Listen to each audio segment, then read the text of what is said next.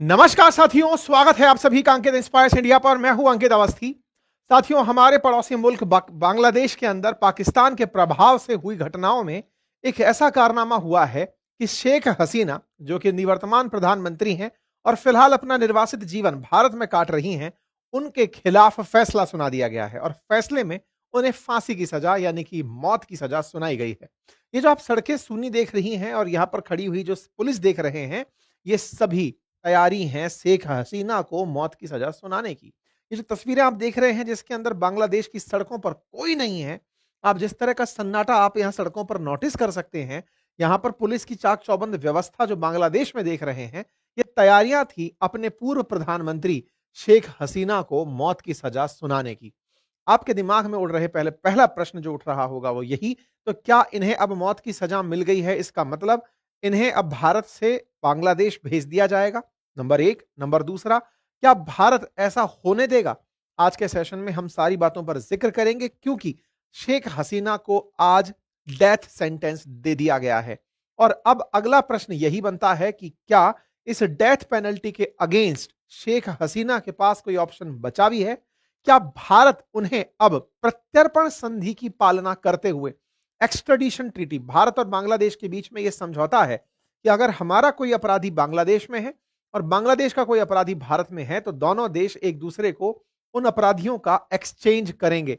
तो क्या ऐसा करते हुए भारत अपराधियों के एक्सचेंज की नीति अपनाते हुए शेख हसीना को बांग्लादेश भेज देगा? आज के सेशन में हम आपके साथ ये जानकारी साझा करेंगे। साथियों, बांग्लादेश की राजधानी ढाका की एक इंटरनेशनल क्राइम ट्रिब्यूनल में 5 में से 2 मामलों के अंदर, बाकी मामलों में उन्हें उम्र कैद की सजा सुनाई जा चुकी है, लेकिन 2 मामलों के अंदर उन्हें मौत की सजा सुनाई गई है।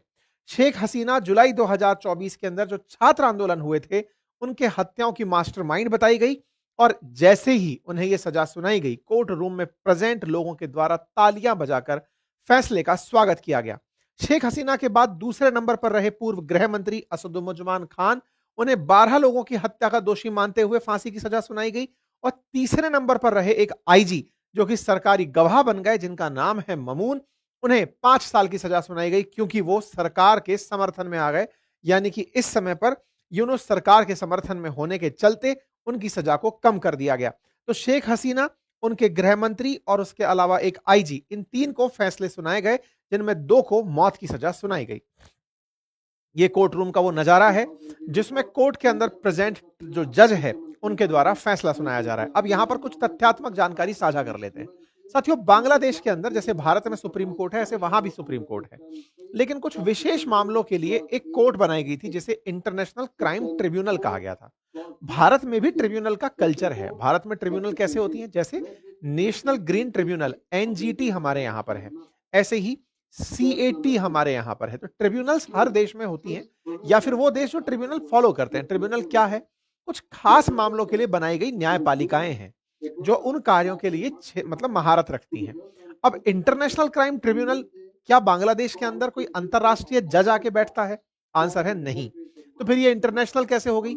और इंटरनेशनल क्राइम पर ये लोग फैसले देने वाले कौन लोग हो गए? ये बड़ा सवाल बनता है। बांग्लादेश ने बकायदा अपने यहां पर एक इंटरनेशनल क्राइम ट्रिब्यूनल बनाया हुआ है। ये एक कोर्ट की तरह ही है और इस कोर्ट का काम है कि ये सजा सुनाता है। अब जैसे आप नीदरलैंड के अंदर हेग जो है, वहां पर आप आईसीजे सुनते हैं, इंटरनेशनल कोर्ट ऑफ जस्टिस सुनते हैं, लेकिन उस इंटरनेशनल कोर्ट ऑफ जस्टिस के अंदर न्याय अंतरराष्ट्रीय रूप से सुनाया जाता है। वहां पर अंतरराष्ट्रीय जजेस बैठते हैं, बहुत सारे देश उस फैसले को बैक करते हैं। तो क्या बांग्लादेश की जो इंटरनेशनल कोर्ट जो है, ये क्राइम के लिए जो कोर्ट बनाई गई है, इंटरनेशनल कोर्ट जो है, क्या इसे भी अंतरराष्ट्रीय मान्यता प्राप्त है? आंसर है नहीं। क्या इसमें कोई अंतरराष्ट्रीय जज बैठता है? आंसर है नहीं। तो फिर ये किस आधार पर फैसला सुना रही है? क्योंकि बांग्लादेश सरकार चाहती है, बस इसलिए ये फैसला सुना रही है। अब फिर एक बड़ा सवाल बनता है, जब कुछ ऐसा है ही नहीं तो बांग्लादेश में क्या नई कोर्ट बनी है क्या? नहीं। फैक्ट ये है कि जब शेख हसीना प्रधानमंत्री हुआ करती थी, 2010 के दौर में भी ये कोर्ट उन्हीं ने ही बनाई थी, ये ट्रिब्यूनल उन्हीं ने ही बनाई थी। तो क्या ये सुप्रीम कोर्ट से ऊपर होती है? नहीं। इस कोर्ट के जो फैसले हैं वो सुप्रीम कोर्ट में चैलेंज किए जा सकते हैं। जैसे राजस्थान के अंदर अगर हाई कोर्ट कोई फैसला दे, आपको उसके खिलाफ अगर जाना है तो आप सुप्रीम कोर्ट जा सकते हैं। ऐसे ही इस ट्रिब्यूनल के खिलाफ भी सुप्रीम कोर्ट में फैसला कर सुप्रीम कोर्ट में चुनौती देने जा सकते हैं, जैसे एनजीटी के केस में है। एनजीटी के फैसले के खिलाफ यानी नेशनल ग्रीन ट्रिब्यूनल के फैसले के खिलाफ आप सुप्रीम कोर्ट जा सकते हैं। बिल्कुल वैसे ही यहां पर भी ट्रिब्यूनल के फैसले के खिलाफ आप बांग्लादेश की सुप्रीम कोर्ट जा सकते हैं। सवाल फिर वहीं की वहीं। तो फिर शेख हसीना ने इस कोर्ट ट्रिब्यूनल को क्यों बनाया था? क्योंकि पाकिस्तान के साथ जब इनका डिस्प्यूट था 1971 से पहले, तो पाकिस्तान और बांग्लादेश तो अलग देश बने थे। उस समय पर बांग्लादेश जब बनकर आया, शेख हसीना के पिताजी शेख मुजीबुर रहमान हुआ करते थे, बंग बंधु के नाम से जाना जाता था। उनके समय में जिन्होंने पाकिस्तान का साथ दिया या बांग्लादेश को सरवाइव कराने में जिन्होंने चुनौतियां पेश की, उनको सजा दिलाने के लिए इनके यहां पर इस इंटरनेशनल क्राइम ट्रिब्यूनल का निर्माण किया था शेख हसीना ने। तो पाकिस्तान का साथ देने पर बहुत सारे कट्टरपंथियों को इसी क्राइम ट्रिब्यूनल के द्वारा सजा दिलाई गई। अगर इसके खिलाफ अपील करनी होती है तो 30 दिन के भीतर ही सुप्रीम कोर्ट में अपील करनी होती है, लेकिन कंडीशन यहां पर यह डाल दी गई है कि जिसे अपील करनी है वो शरीर बांग्लादेश में प्रेजेंट होना चाहिए। आसान भाषा में कहूं तो जब यह कोर्ट फैसला सुना रही है, उस फैसले के खिलाफ अगर शेख हसीना को आवेदन करना है तो उन्हें वहीं पर प्रेजेंट होना होगा, सुप्रीम कोर्ट में जाना होगा। क्या आपको लगता है कि शेख हसीना बांग्लादेश जाकर सुरक्षित रह पाएंगी? क्या पुलिस उन्हें गिरफ्तार नहीं करेगी? तो इसका मतलब यह हुआ कि अपील का अधिकार तो है, लेकिन उसे वो एग्जीक्यूट नहीं कर सकती। ऐसे में क्या इस कोर्ट के द्वारा सुनाया गया फैसला भारत पर बाध्यकारी है? आज के सेशन में हम इस पर चर्चा करेंगे। फिलहाल के लिए बांग्लादेश ने जिस तरह से इसकी प्रस्तुति की है, आप उसे एक बार देखें। यहां पर इनके कॉलेजेस के अंदर बाकायदा बिग स्क्रीन लगाकर इस ट्रिब्यूनल के फैसले को सुनाया गया। अब यहां पर एक तथ्य मैं आपको और बता देता हूं, क्योंकि इन्हें सजा दिलाना छात्रों के आंदोलन का हिस्सा था, तो छात्र ही यहां पर एब्सेंट दिखाई दिए, यानी कि छात्रों के द्वारा यहां पर अब कोई उत्साह नहीं था, क्योंकि मोहम्मद यूनुस जिस तरह से सरकार को अब चलाए जा रहे हैं इनके जाने के बाद से, वो खुद बिना जनता के द्वारा चुने हुए सरकार को जिस तरह से चला रहे हैं, लोग अब उनसे भी चिढ़ने लगे हैं। लोगों को लगने लगा है कि भाई वो तो चलो इलेक्शन जीत कर आई थी, तुम तो कुछ भी कर कर नहीं आए हो और पिछले 1 साल से सरकार को चला रहे हो, 1 साल से अधिक समय से सरकार चला रहे हो। ये कौन सी पावर है जो तुम पा गए हो? कौन सी स्पेशल पावर पाए हो? शेख हसीना को इन कानूनों के तहत हत्याओं का आदेश देना, भड़काऊ भाषण देना, न्याय में बाधा डालना, छात्र अबू सईद की हत्या का आदेश देना, ये तमाम चीजों के चलते उन्हें फैसले सुनाए गए हैं। बांग्लादेश में क्या कुछ हुआ वो आप सबको ज्ञात पहले से है।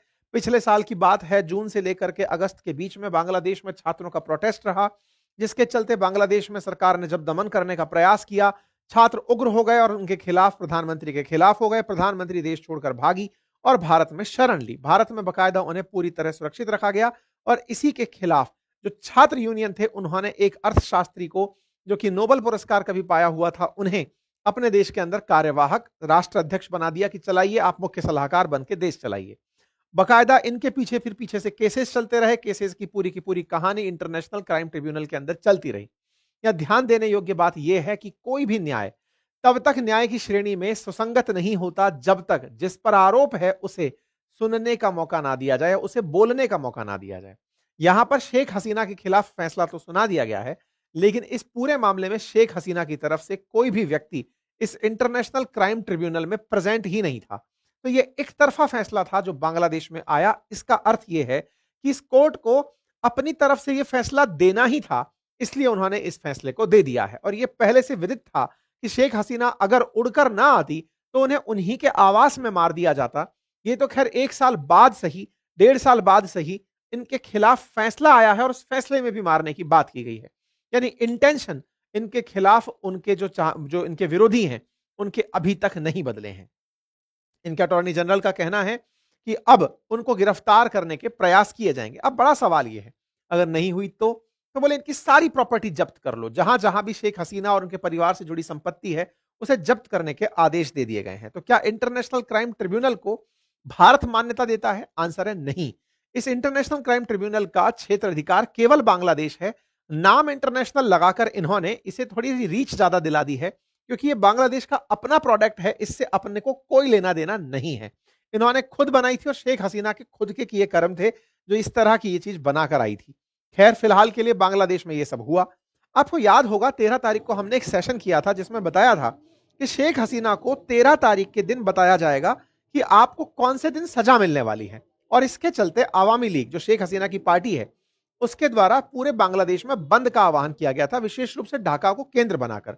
13 तारीख को ढाका में जब यह पता चलता है कि 17 तारीख को फैसला आएगा, तो 17 तारीख को फिर से ढाका में बंद का ऐलान किया गया।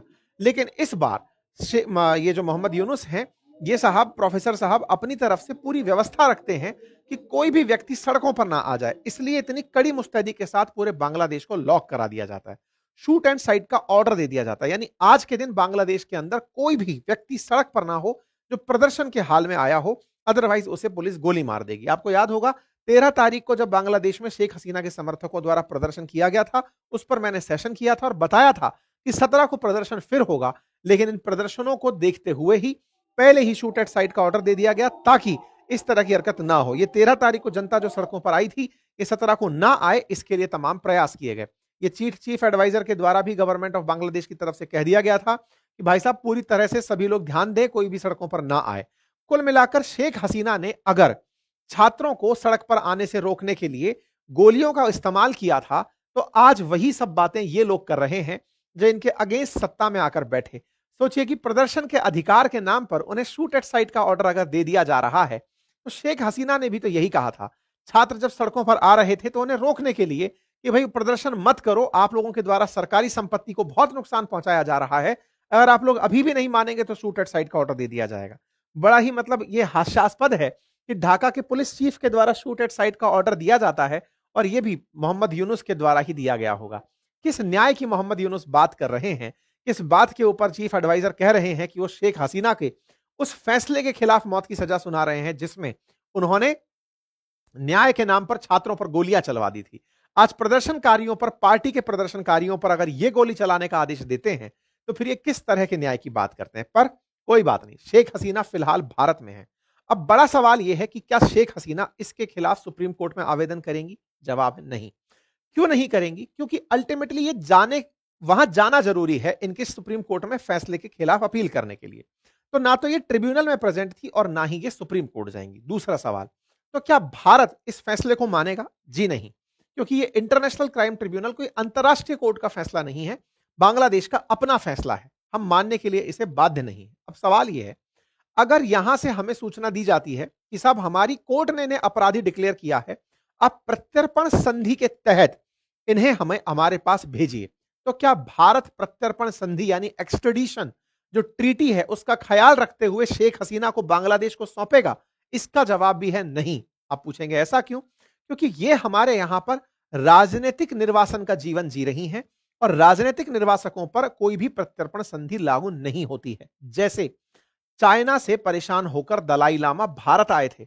1962 में भारत और चीन के बीच जो युद्ध हुआ, 65 में जो 62 और 65 के बीच में जो लड़ाई रही, उसके पीछे दलाई लामा का बड़ा कारण माना गया। कहा गया कि चीन हमें बार बार कहता रहा कि तिब्बत के धर्मगुरु दलाई लामा को अपने यहां जगह मत दो, पर भारत ने कहा कि राजनीतिक रूप से अगर कोई भी शरण मांगने हमारे देश में आता है तो वो सबसे ऊपर माना जाता है।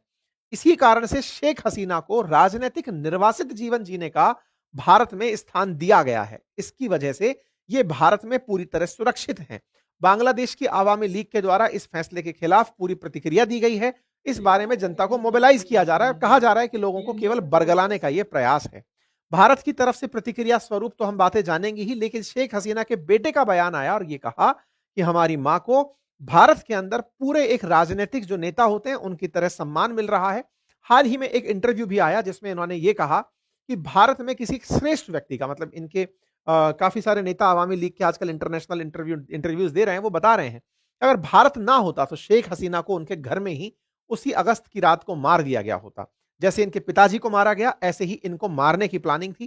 कुल मिलाकर के शेख हसीना भारत में राजनीतिक निर्वासन के कारण है, इनके खिलाफ भारत कोई एक्शन नहीं लेगा। भारत ने यह जरूर कहा है कि हम बांग्लादेश के साथ किन स्तर पर वार्ता कर सकते हैं, बातचीत कर सकते हैं, जरूर करेंगे, लेकिन हां, हम इस पर कोई भी एक्शन नहीं लेंगे। हालांकि सरकार का स्टैंड नहीं आया अभी तक बाहर होकर के, पर मैं आपको पहले ही ये बात बता रहा हूं।